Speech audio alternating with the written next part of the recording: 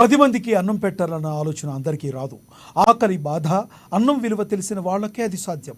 అలాంటి మంచి ఆలోచన దృక్పథం కలిగిన గొప్ప నాయకుడు కంది శ్రీనివాసరెడ్డి. 3 ఏళ్ల క్రితం ఆదిలాబాద్ గడ్డపై నిత్యాన్నదాన కార్యక్రమానికి శ్రీకారం చుట్టి దాన్ని నిర్విఘ్నంగా కొనసాగిస్తున్నారు. పట్టణంలోని తన క్యాంపు కార్యాలయం ప్రజాసేవ భవన్ వద్ద ప్రతిరోజు వందలాది మంది ఆకలి తీర్చుతూ తన గొప్ప మనసును చాటుకుంటున్నారు. తన ఫౌండేషన్ ద్వారా ప్రతిరోజు వందలాది మందికి భోజనం పెడుతూ అందరి అభినందనలు అందుకుంటున్నారు. అక్కడ భోజనం చేసిన వాళ్ళంతా అన్నదాత సుఖీభవ అంటూ కంది శ్రీనివాసరెడ్డి నిండు మనసుతో దీవిస్తున్నారు. ఆయన నిండు నూరేళ్లు చల్లగా ఉండాలంటూ తమ ఆశీర్వచనాలు అందిస్తున్నారు.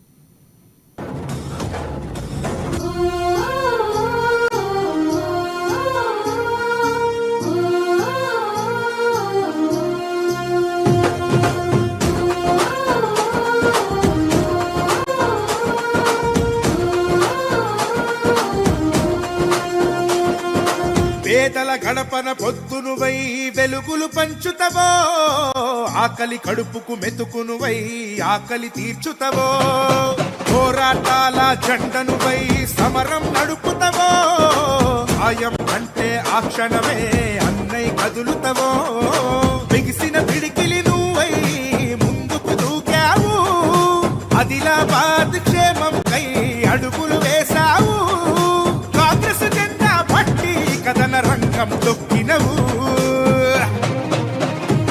శ్రీనన్న నీ వెంట నిరుపేదల చేయుతా, కంది శ్రీనన్న మాకు నువ్వే కొండంత, శ్రీనన్న నీ వెంట నిరుపేదల చేయుతా, కంది శ్రీనన్న మాకు నువ్వే కొండంత.